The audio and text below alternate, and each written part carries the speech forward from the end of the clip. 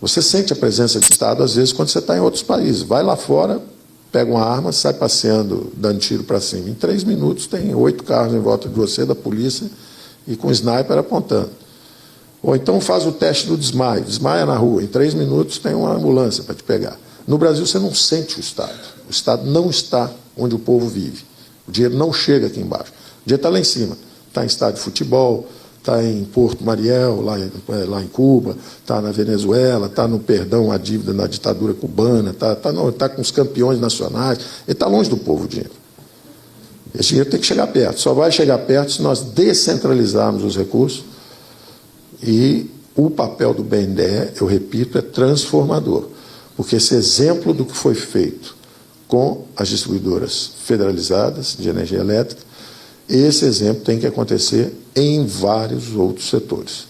Os estados e municípios estão quebrados, estão precisando de ajuda. Então, eles vão alimentar o pipeline. O Levi veio exatamente porque ele tem essa dimensão, tem essa visão, vem recursos de fora também para ajudar, Banco Mundial, BID, Development Bank, vem tudo, conexão, nós vamos precisar de recursos. E nós não queremos interromper os investimentos em infraestrutura. Então, nós vamos ter que trabalhar em cima de investimentos privados, exatamente porque o governo vai desviar para a área social, então ele não pode ficar fazendo distribuidora elétrica crescer. Está provada a capacidade de transformação quando o setor privado entra, então está aí o Botelho, está aí a Equatorial com Firmino, quer dizer, os caras estão mostrando que gerem melhor esses recursos sem interferência política, olhando o mercado, são exemplos extraordinários. Bom dia a todos. Há um diagnóstico que é inescapável quando o Estado vem de 18% do PIB, de gastos públicos como percentagem do PIB, ao longo de 4 décadas, e chega a 45% do PIB. Isso foi o que aconteceu com o Brasil. E você vê as manifestações desse descontrole sobre gastos nas disfunções financeiras. Então, no final do governo Geisel, nós reciclamos petrodólares para fazer a substituição de importações, começamos a ter crises cambiais recorrentes. Final do governo Figueiredo, o governo gastando aí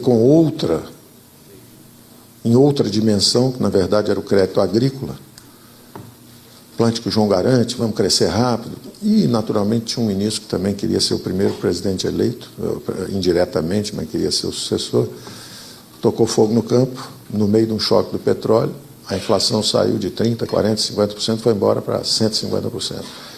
Então, na verdade, um equívoco que acabou sendo embaraçoso até para os próprios militares, que tinham feito um investimento maciço em infraestrutura anos, e depois, no final, o Brasil começa a queimar num início de hiperinflação. Entram os civis e começam a se perder também, congelam preços, congelam ativos, e o Estado continua gastando. Os gastos do governo crescem ininterruptamente 4 décadas. Não houve um presidente que conseguisse segurar isso. Era um absoluto descontrole sobre essas contas públicas. E aí outra manifestação, 2 surtos de hiperinflação. Então, crises cambiais recorrentes, 2 surtos de hiperinflação. De repente vem um plano real, brilhante na dimensão monetária, mas um plano também falho. Um bom plano de estabilização dura 1 ano e meio. Um plano de estabilização que dura 10 anos e que leva a dívida para 4 trilhões, evidentemente tem algo errado nesse plano, que era justamente a falta de dimensão fiscal. Os gastos públicos continuaram crescendo. Apenas nós aprendemos a trabalhar com a política monetária. Agora o Banco Central é forte. Ele não é conivente, ele não é passivo, ele não é complacente. Então os juros explodem, vão para a lua, 70% ao ano. Eu sei porque eu estava do outro lado da cerca. Enormes transferências de renda feitas para rentistas. O Brasil virou o paraíso dos rentistas, o inferno dos empreendedores. A taxa de crescimento do Brasil cai de 7,5%, 7,4%, durante 2, 3, 4, 5, 6 décadas. Era a economia que mais crescia no mundo. O Brasil começa a desacelerar, começa a cair para 5,5% no final do governo militar. Entre os anos 80 desaba para 2% e agora é praticamente 0, 1%. Uma tragédia em vários atos, com um ator. Tem um personagem que aparece em todas as cenas dos crimes. Crise cambial recorrente. Era o excesso de gasto financiado por endividamento externo. Início da hiperinflação, crédito agrícola solto, gastos excessivos, conta aberta no orçamento monetário, governo gastando dinheiro financiado da forma equivocada, excesso de dinheiro. Agora o endividamento em bola de neve e a dívida chega a quase 4 trilhões. De novo, disfunção financeira como manifestação do descontrole sobre gastos públicos. Então o governo não só gastou muito, como gastou muito mal. Porque quando você vai hoje e olha, examina as contas do governo, o principal gasto, Previdência. Estamos quebrando nossa Previdência num sistema de repartição condenado, porque antes do Brasil envelhecer, o sistema já deu sinais de colapso. Então temos que fazer uma reforma da Previdência. Segunda grande despesa pública, um plano Marshall por ano. O Brasil reconstrói uma Europa por ano só pagando juros sobre a dívida interna. Não é razoável. Temos que fazer uma operação de salvamento. Porque o Estado está gastando mal, está gastando muito com um sistema previdenciário que vai quebrar e é uma fábrica de desigualdades, promove privilégios, transfere renda de pobre para quem tem mais recursos. A segunda grande despesa são juros da dívida, um gasto estéril, quer dizer, ficar rolando dívida. O Brasil podia ter construído uma Europa, no segundo ano construía a segunda Europa, no terceiro ano. A Europa foi reconstruída ao longo de uma década. O Brasil reconstrói uma Europa, uma ação. Então é um modelo que se esgotou por excesso de gasto do governo, agora nós vamos ter que passar o filme ao contrário. Nós vamos ter que segurar gasto do governo alguns anos. Eu desejaria que fosse algumas décadas. E você não precisa cortar, é só não deixar crescer. Não precisa ser traumático, não precisa ser choque, não precisa ser nada disso. É só exercer o controle. Você trava isso um pouco, deixa o Brasil crescer um pouco na outra ponta. Nós fizemos o crowding out. E é perfeitamente natural também, porque a tese é muito simples, é uma transição incompleta. No regime militar, nós fizemos a infraestrutura brasileira. Telebrás, Eletrobras, Sidebras, Portobras, Nuclebras, fizemos uma infraestrutura brasileira. Quando você faz a redemocratização, é natural, são as demandas naturais de uma democracia emergente. Olha aí, pessoal, vamos gastar um pouco mais com saúde e educação, em vez de gastar com chapa de aço. Lembra que o Brasil fazia chapa de aço, CSN, COSIPA, não sei o quê, os Minas, era tudo. O governo brasileiro fazia aço, fazia tudo. Então, é uma mudança de modelo. Se os gastos do governo vão ser descentralizados, e isso foi o que a Constituição de 88 fez, ela descentralizou recursos e carimbou para a saúde e educação. Essa era a mudança que nós teríamos que fazer. Só que nós somos resistentes, a gente não fez a mudança. A gente fez devagar, a gente demorou a fazer, a gente se perdeu no caminho. Nós demoramos tanto a fazer a mudança que nós temos que fazer a mudança até hoje. Até hoje nós estamos fazendo a mudança, porque ela foi muito lenta. E ela deixou as digitais, essa descoordenação entre política fiscal e monetária, deixou as digitais. É essa dívida de 4 trilhões. Se tivesse segurado os gastos, a dívida era 1 trilhão. Agora, como você quis combater a inflação sem o controle de gastos, os juros ficaram na lua. Qualquer pessoa que conhece finanças conhece o poder dos juros compostos. O poder dos juros compostos. O negócio sai de controle muito rápido. Aconteceu isso com o Estado brasileiro. Então, nós temos que completar essa transição. O papel transformador do BNDES está em várias dimensões. Várias dimensões. E aí é o lado positivo dessas estatais federalizadas, essas distribuidoras de eletricidade federalizadas. É um caso excelente e que devia ser referência para os próximos programas. Devia acontecer a mesma coisa em saneamento, onde o Estado não está conseguindo investir porque está quebrado. Então, uma função transformadora do BNDES, ela tem pelo menos 3 dimensões que estão presentes aqui. Primeiro é justamente fazer essa transição do modelo, onde o Estado estava nas áreas de infraestrutura, e o Estado agora se desloca de forma descentralizada para estados e municípios. Então, em vez do Estado, governo federal, através das suas empresas estatais, investindo em infraestrutura, agora são os governos estaduais e municipais, ou seja, nós vamos descentralizar recursos, atuando na área de saúde, educação, segurança pública. Você sente a presença de Estado, às vezes, quando você está em outros países. Vai lá fora, pega uma arma, sai passeando, dando tiro para cima. Em 3 minutos, tem 8 carros em volta de você, da polícia, e com sniper apontando. Ou então faz o teste do desmaio. Desmaia na rua, em 3 minutos tem uma ambulância para te pegar. No Brasil, você não sente o Estado. O Estado não está onde o povo vive.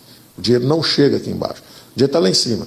está em estádio de futebol, está em Porto Mariel, lá em Cuba, está na Venezuela, está no perdão à dívida na ditadura cubana, está com os campeões nacionais. Ele está longe do povo, o dinheiro.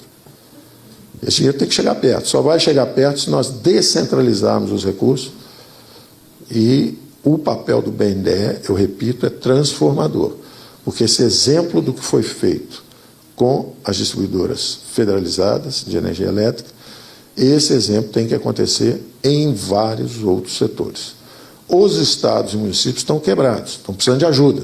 Então, eles vão alimentar o pipeline. O Levi veio exatamente porque ele tem essa dimensão, tem essa visão, vem recursos de fora também para ajudar, Banco Mundial, BID, Development Bank, vem tudo, conexão, nós vamos precisar de recursos. E nós não queremos interromper os investimentos em infraestrutura. Então, nós vamos ter que trabalhar em cima de investimentos privados, exatamente porque o governo vai desviar para a área social, então ele não pode ficar fazendo distribuidora elétrica crescer. Está provada a capacidade de transformação quando o setor privado entra, então está aí o Botelho, está aí a Equatorial com Firmino, quer dizer, os caras estão mostrando que gerem melhor esses recursos sem interferência política, olhando o mercado, são exemplos extraordinários de transformação. Todos os exemplos estão aqui, era a 26ª, passou a ser a 12ª, era a 35ª, virou a 9ª, quer dizer, as empresas performaram melhor, investem mais, não tem corrupção, não estão longe da influência política, quer dizer, não estão alimentando a velha política. Porque nós temos que pensar também que a velha política morreu. Nós não sabemos ainda qual é a nova, mas nós já sabemos que a velha política morreu. As estatais não vão mais alimentar uma forma equivocada de fazer política. Esse excesso de gasto do governo corrompeu a democracia e travou o crescimento da economia. Então, nós vamos destravar o crescimento, que todas essas estatais federalizadas agora estão investindo, então nós estamos destravando essa estagnação em que estávamos prisioneiros e, ao mesmo tempo, nós estamos regenerando a democracia brasileira, que ela vai ser feita em novas bases. O presidente lançou lá a tese dele, vai ser feita em base de valores e princípios. Valores e princípios. Não a corrupção, queremos valorizar a segurança pública, valorizamos a segurança no campo, a propriedade privada, são valores.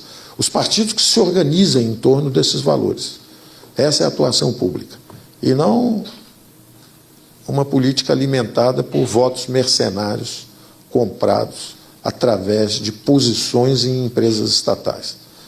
Então, esse modelo está morrendo. Esse modelo está acabando. E daí a importância do papel transformador do BNDE. Porque ele vai, primeiro, e são várias diretorias novas, você até pediu para criar 2 ou 3 diretorias novas exatamente para poder exercer bem isso, que é o seguinte. Primeiro, as desestatizações. Então, está o Salim Matar, vai ter uma ponte para o Salim. Esse é o estoque passado nosso. Quais são as empresas estatais que nós temos, que o Salim... eu falava que tinha que vender todas. Naturalmente, nosso presidente e nossos militares olham, às vezes, para algumas delas com carinho, que eles criaram, como filhos deles lá atrás. Só que eu estou dizendo, ó, seus filhos fugiram e estão drogados. Cuidado.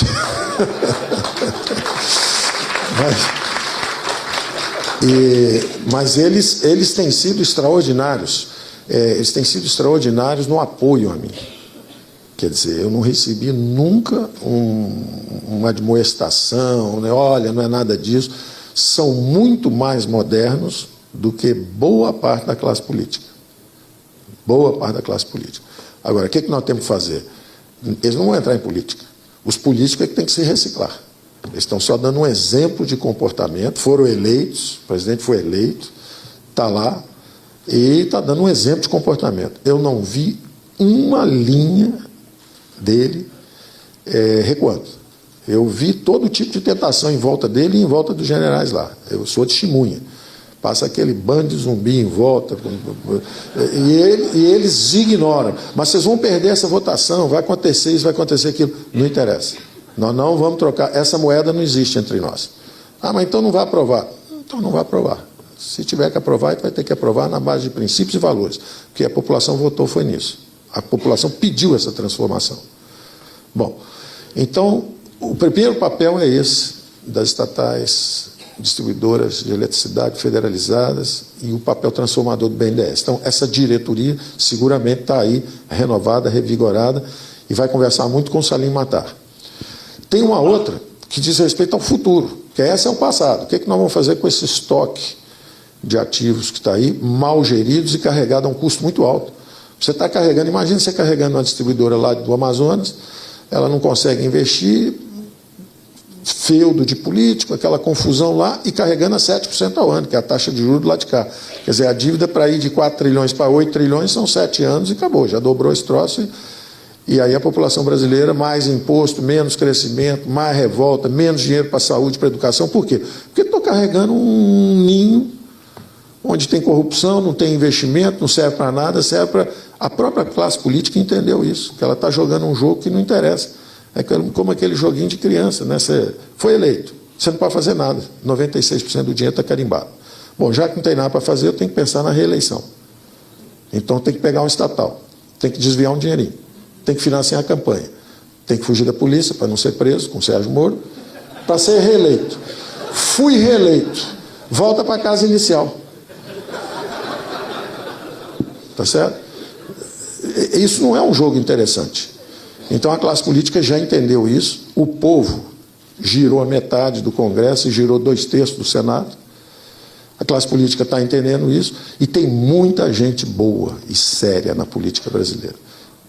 Então isso aqui é interessante também, porque tem a turma que está lá para fazer bagunça, mas tem a turma que é boa, séria e está pensando no futuro do país. Alguns são jovens, alguns mais velhos, mas tem gente séria lá. E eu estou tendo também a melhor interlocução possível. Estão dispostos a apoiar, entendem a transformação necessária e sabem que cabe à classe política fazer a renovação política. Eles sabem que é a responsabilidade deles.